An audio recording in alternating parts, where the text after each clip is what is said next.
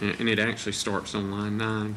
You said, I feel a little mad, and the next part you marked out that you originally told the officers, but I think that a little, he deserved it.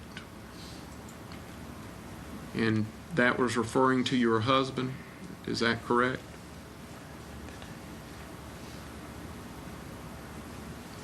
Well, I cross out, so I feel a little mad because Alvaro was a victim. If I said that, I don't know, I was mad at the whole thing. I was on such a stress. I couldn't really take it, what had happened. It was too much. And maybe brought me memories of how much we suffer, the whole family. And that might be a reaction at that time that I said that. I feel mad, but I don't really understand mad at what, if I feel. I'm sorry, you don't understand? I'm not sure if I was Repeat mad. what you said, ma'am. You said, I don't understand, mad at what, and then you said something else. She just needs to be able to record what you said. Do you recall? But I don't recall I was mad at what.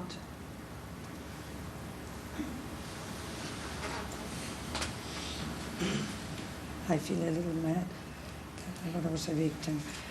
I don't recall exactly what I meant at that time. It's been 3 years. I was in a lot of stress, and I swear to God that I don't remember if I meant to Rafael or to Alvaro. I don't know, being honest with you.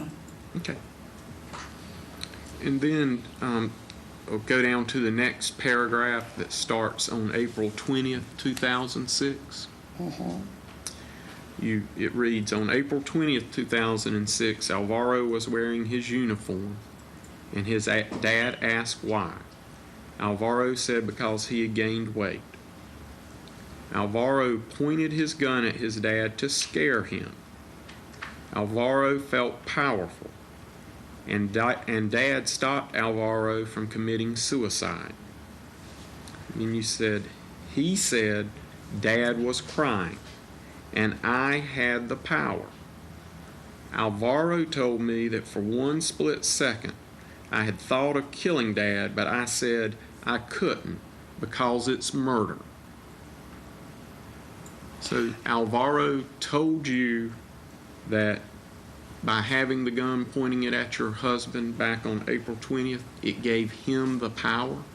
At that time, he said that because it was, under his mind. Dad just caught him in the act of being, trying to be free from this world. And Dad interrupted the whole plan that he had. And I think he lost control of his thoughts, his acts, whatever it was. But I guess if I said that, he told me that at that moment. Okay. And you said that you guess he lost control of his thoughts and his acts, but he told you that he couldn't shoot his father because it would be murder. So he recognized back on April 20th that would be murder. Yeah, I don't mean that he was insane. You can lose control of your mind and not being insane. Yeah. And now going down further on page 7, the 4th line from the bottom.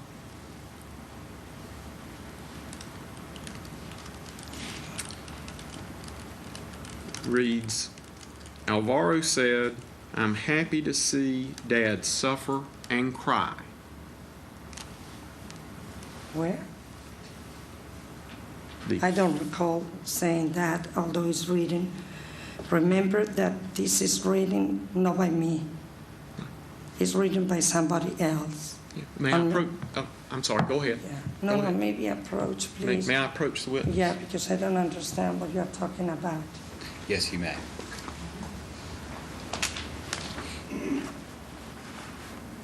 But I said, I'm happy to see Dad suffer and cry.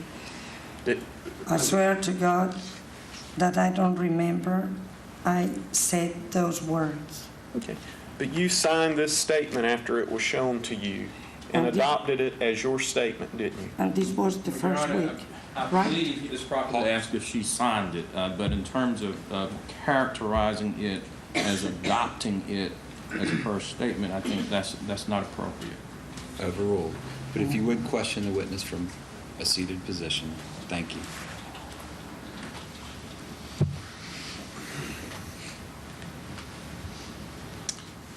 So are you telling the jury you don't remember saying that, or that you didn't say that?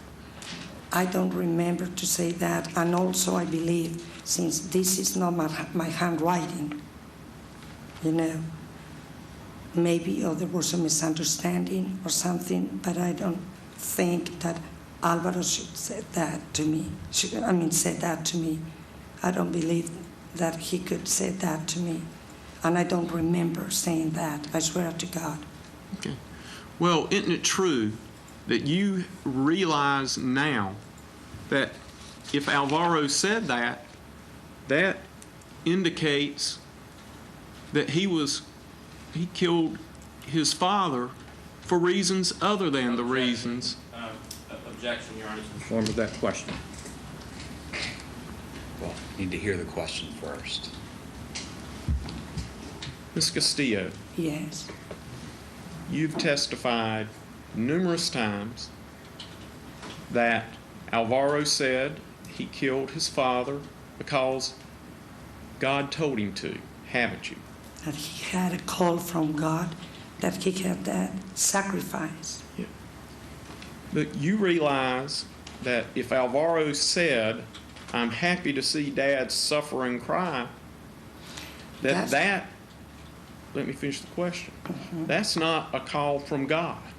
Your Honor, I don't- would object to the question because what that statement that Mr. Woodall is referring to is a statement that it is alleged that this woman made, is saying that Alvaro made sometime related to the suicide attempt, which was in April.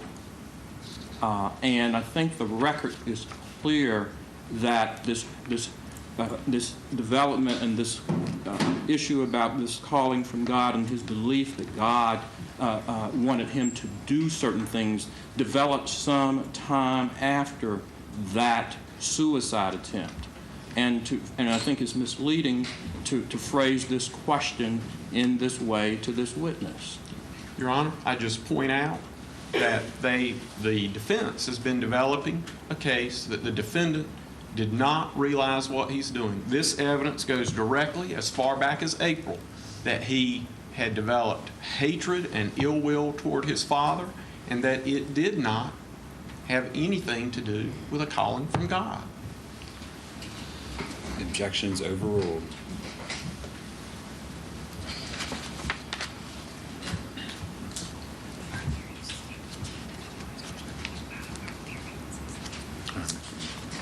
Now, I will call your attention to page 9 of your statement. Okay.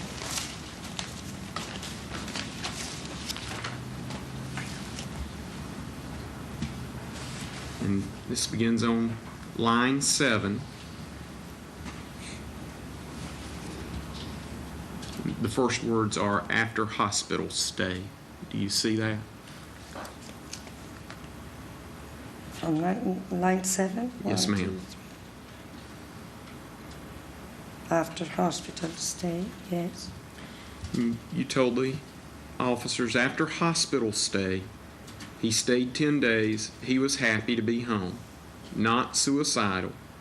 He was resentful to his dad because he didn't change. Alvaro told me that his dad's not changing. I said that he can't change. Mm-hmm. And that's what you told the officers. Yes.